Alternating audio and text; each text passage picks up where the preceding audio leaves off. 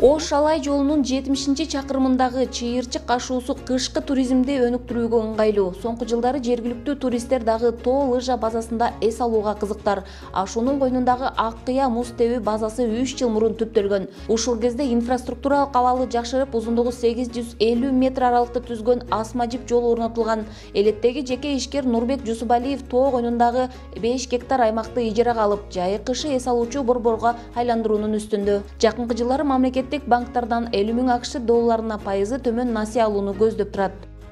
Пайызы төмөнүрөөк кредиттер берилип атат, насыялар. Ушуларга даярдап койгонбуз бир 50 000 долларга. 50 000 долларга долбоор даярдаганбыз. Биринчи этаптан өттүк. Экинчи этабы ушул февралдын аяктарында болот. Декабрдын 20-сынан ушул март айларына чейин сезон болот. Анан ушул кыргызстандык жарандарды келип тоодо эс алдырууну пландаштырып атабыз. Андан кийин бул кышкы сезон болуп атат. Анан жайдын күнкү дагы бир долбоорлор даярдадык. Жайдын күндө бакында бир мягкий горка деп коет, ошондой ыйларды алып келип коюп, жайында да эс алып турган пландар бар.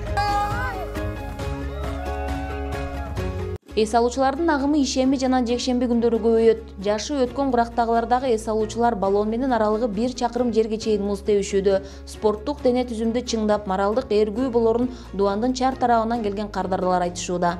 Тоо лыжа базасында коопсуздук чаралары толугу менен каралып, үй бүлөлүк эс алууга да ыңгайлуу. Ош областы боюнча жалгыз канаттуу дорога удобствосу менен түзүлгөн эс алуучу жай деп айта алам. Бул жерде движок менен иштеген канаттуу дорога, светке байланышсыз эч кандай удобстволор түзүлгөн, техника безопасность каралган, баардык жай жакшы болгон үчүн биз жылыга ушул жерге келебиз. Бийик тоолорубуз турат, ошолорго чейин канаттарды чыгарып өнүктүрсө болот. Кышкы туризмдин келечеги Кыргызстанда аябай кенен. Бул башталыш эле деп мен эсептейм. Бизнесмендерибизге мүмкүнчүлүк берип, бизнес проекттерди жазып, муну көп адамдардын, көп агаларыбыздын демилгеси менен ишке ашырса болот. Жакан ишкердикти колдоо алкагы бирдемден башталды. Жергиликтүү айылдын жашоочулары жуманын эс алуу күнүнө келүүнү адатка айландырган. Муз тебүү базасында коопсуздук жагдайларга өзгөчө көңүл бурулду. Жаш балдар үчүн дагы атайын баллон тепкилери бар. Таза аба кыштын бийик тоосундагы кооздук ар бир жанды кызыктырбай койбойт. Кышкы туризм мезгили декабрь айынан тарта март айына чейин уланат. Кааласаң ысык, ичинде отурсаң болот экен, кааласаң сыртында эс алуучу жерлери бар экен. Бул акчалары дагы багы ар бир адамдын өзүнүн чөнтөгүнө жараша болот экен. Аябай жакшы шарттар менен түзүлүптүр. Негизи бул жерде мындай жергиликтүү бийлик дагы кол кабыш кылып койсо, Алай жергесиндеги бир көрүнүктүү туристтик база болуп калмак деп эсептейм да.